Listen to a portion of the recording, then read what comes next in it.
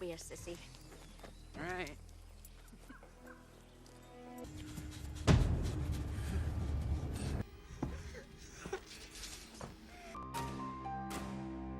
Halo semua, jumpa lagi bersama channel yang tidak jelas ini, yang selalu menceritakan alur cerita film. Kali ini aku akan menceritakan film yang berjudul Wrong Turn, yang rilis tahun 2003. Film yang menceritakan sekelompok anak muda yang ditikam oleh 3 orang psikopat di dalam hutan. Mereka sangat sadis membunuh semua korbannya tanpa ampun, tanpa alasan, cuma untuk senang-senang saja. Semua adegan sadisnya itu ditunjukkan dengan jelas. Tapi di sini saya tidak bisa menampilkannya, karena itu dilarang oleh YouTube. Bisa kena dolar kuning. Buat kalian yang penasaran, silahkan nonton sendiri saja. Tanpa berlama-lama, dan berbasa-basi, kita langsung mulai saja alur ceritanya. Tapi sebelum itu, saya minta tolong pada kalian, untuk menyalakan tombol subscribe dan nyalakan loncengnya. Dimulai dengan sepasang anak muda yang sedang melakukan panjat tebing. Lokasinya sangat jauh dari mana-mana. 50 km dari pemukiman terdekat. Ya, kita panggil saja mereka dengan nama Samuel dan Winda.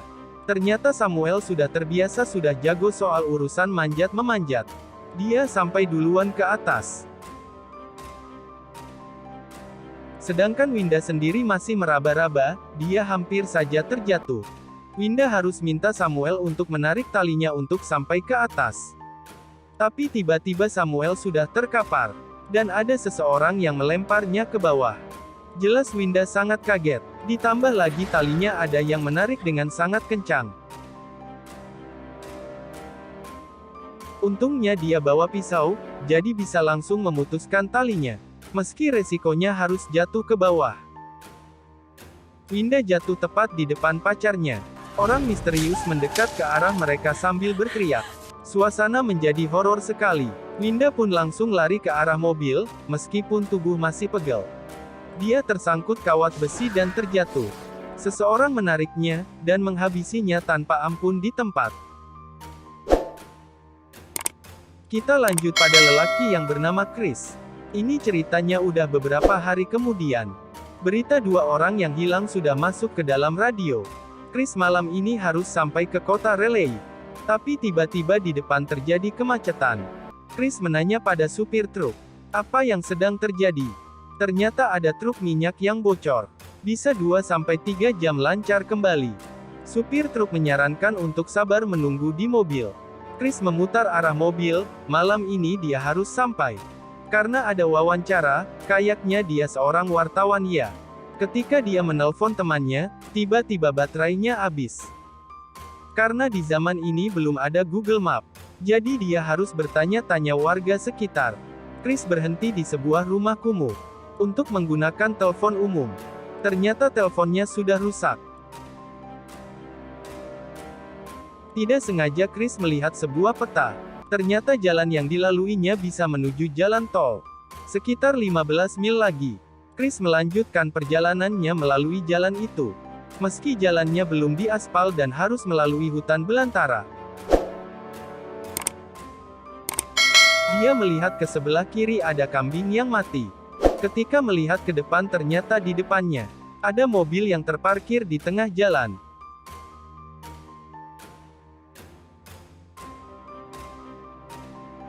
Ada 2 pasang sejoli keluar dari semak-semak. Entahlah mereka lagi ngapain. Coba kalian lihat lagi, yang satu keluar dari sebelah kanan, dan yang satu lagi dari sebelah kiri.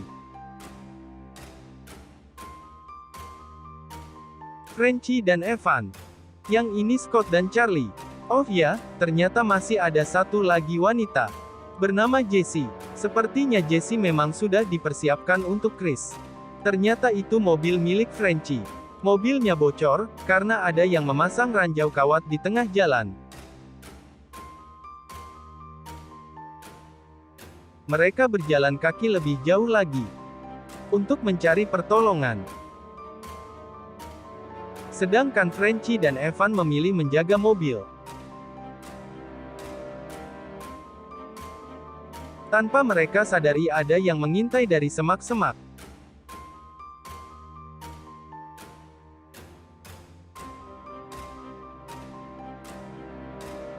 Setelah teman-temannya pergi, Frenchie dan Evan tidak menyia-nyiakan kesempatan untuk bermesraan, dan lalu melakukan ritual enak-enak, tanpa menghiraukan tempat dimanapun dan kapanpun tancap gas.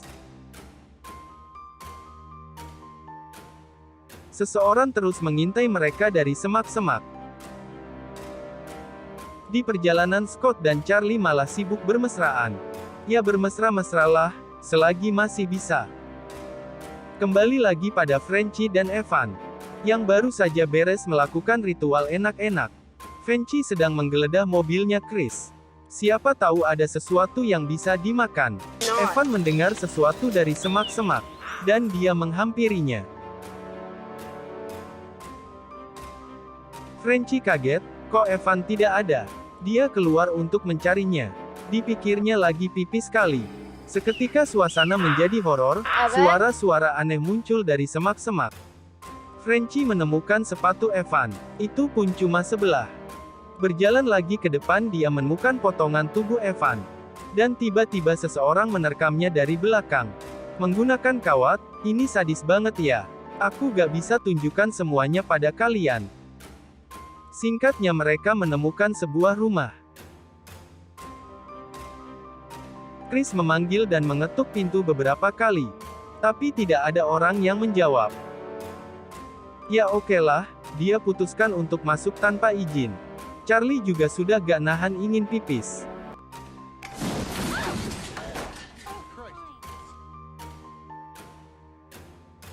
Chris membuka sebuah kulkas, dan ternyata di dalamnya adalah potongan organ manusia. Jesse menemukan sebuah ranjau kawat yang telah membuat ban mobil mereka pecah. Sedangkan Charlie yang sudah berbahagia karena telah menemukan toilet. Ternyata di dalamnya dia menemukan seorang mayat. Udah pasti tempat ini gak beres. Mereka bergegas menuju pintu keluar. Tapi yang punya rumah tiba-tiba datang. Dia pakai mobil antiknya. Untungnya Chris dan Jesse masih sempat bersembunyi di bawah ranjang. Sedangkan Scott dan Charlie bersembunyi di kamar. Para psikopat ini menarik tubuh Frenchie ke atas meja untuk dipotong-potong secara sadis untuk bersenang-senang. Singkat cerita, setelah mereka sabar menunggu berjam-jam, akhirnya para psikopat itu tertidur, dan mereka punya kesempatan keluar. Giliran Chris mau keluar, satu psikopat yang bernama Sawtooth terbangun. Chris dan kawan-kawan bergegas lari ke tempat yang lebih atas. Ini adalah mobil-mobil sisa dari korban para psikopat. Tidak lama setelah itu para psikopat datang. Mereka bernama Three Finger yang artinya tiga jari. One Eye, si mata satu, dan Sawtooth si gigi gergaji. Harus ada seseorang yang mengalihkan perhatian mereka. Tidak disangka si gigi gergaji pandai menembak. Mungkin dulunya bekas polisi ya. Dan Chris harus berakhir dengan tembakan di kakinya. Scott tiba-tiba berlari, untuk mengalihkan perhatian. Dan setelah mereka menjauh, dua wanita ini menggedong Chris ke mobil. Ketika membuka pintu, mereka harus dikejutkan kembali dengan adanya mayat dari Evan. Ternyata si tiga jari sedang mengejar di belakang. Untung mobil masih lebih cepat darinya. Tidak lama mereka melihat Scott yang sedang berlari. Ketika dia hampir sampai, langkahnya terhenti. Kenapa itu? Ternyata dia kena lesatan panah dari si gigi gergaji. Daripada meratapi kematian Scott, mending mereka bergegas pergi sejauh mungkin dari sana. Di perjalanan ada pohon yang runtuh di tengah jalan. Tentu itu mengganggu, ditambah lagi bannya selip. Mereka harus terus berjalan untuk menjauh dari para psikopat. Tidak sengaja Chris menginjak jebakan hewan. Charlie menertawakannya dengan terbahak-bahak, membuat suaranya terdengar oleh para psikopat. Setelah sekian jauhnya berjalan, Chris merasa lelah dan ingin istirahat. Tepat di atasnya ternyata ada rumah Pangguh. Tentu mereka harus ke atas. Siapa tahu ada orangnya, atau ada telepon di sana. Matahari mulai tenggelam, sepertinya mereka harus menginap di sini. Charlie menemukan lampu, itu sangat membantu. dan juga membahayakan mereka, karena cahayanya akan terlihat dari luar. Dia menemukan radio yang sudah tua, nampaknya sudah lama tidak terpakai. Jesse mencoba melakukan panggilan tapi tidak ada satupun jawaban. Ketika Chris melihat keluar, para psikopat terlihat sedang melakukan pencarian menggunakan obor. Tapi sialnya ada panggilan radio masuk. Tentunya membuat suara yang sangat nyaring. Charlie sempat menjawab panggilan itu sebelum para psikopat datang. Mereka naik ke atas, Chris berhasil menahan pintunya dengan barang-barang yang ada. Tapi tiba-tiba ruang ini penuh dengan asap, yang tandanya para psikopat sedang membakarnya dari luar. Ini sudah buntu, Charlie sangat ketakutan, dan ingin melompat.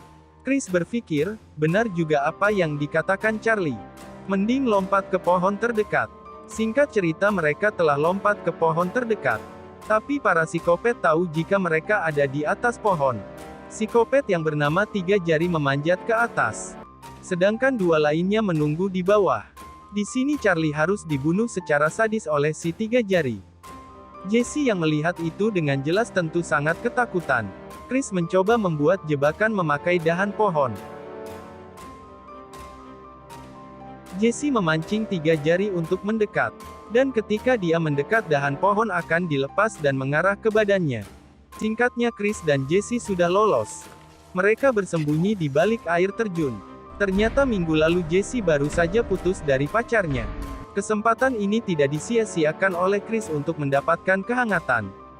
Di balik dinginnya air terjun. Ketika mereka tertidur siulan-siulan aneh sudah mulai terdengar lagi. Ternyata itu hanyalah mimpi. Mereka kembali melanjutkan perjalanan. Dengan keadaan fisik yang sudah lemah. Tiba-tiba sebuah kapak meluncur di samping kepala Chris. Chris sebenarnya tidak takut, dia ingin melawan menggunakan kapaknya. Tapi Jesse menahannya, membuat Chris terpukul dan terguling ke bawah. Selamat nih, mobil Pak Polisi lewat. Chris langsung meminta pertolongan. Dialah yang mendengar panggilan sewaktu di rumah panggung.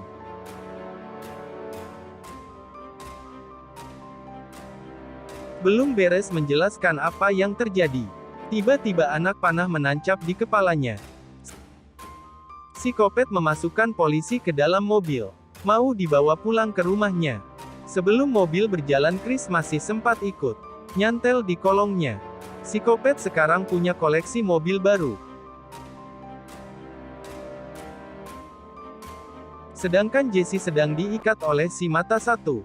Jesse sangat ketakutan, sudah bersiap menunggu ajal. Si gigi gergaji datang, dan memasukkan mayat Pak Polisi ke dalam rumah. Dan melakukan eksekusi yang sangat kejam, seperti motong sapi atau kambing. Chris sudah siap untuk menyerang di luar. Dia melempar bom molotov dan menabrakkan mobil ke dalam rumah. Si mata satu juga ikut tertabrak. Sekarang waktunya menyelamatkan Jesse. Jika selamat dia bakal jadi pacarnya. Semangat, semangat. Chris menghabisi mereka dengan meledakkan bahan bakar yang ada di mobil. Pelurunya juga tinggal satu, jadi itu cara satu-satunya. Chris dan Jesse pulang dengan menggunakan mobil derek, yang sudah bobrok. Dikira Pak tua ini Chris adalah psikopat yang ada di hutan. Dia ketakutan, padahal Chris cuma ingin mengambil lembaran peta saja. Film pun tamat.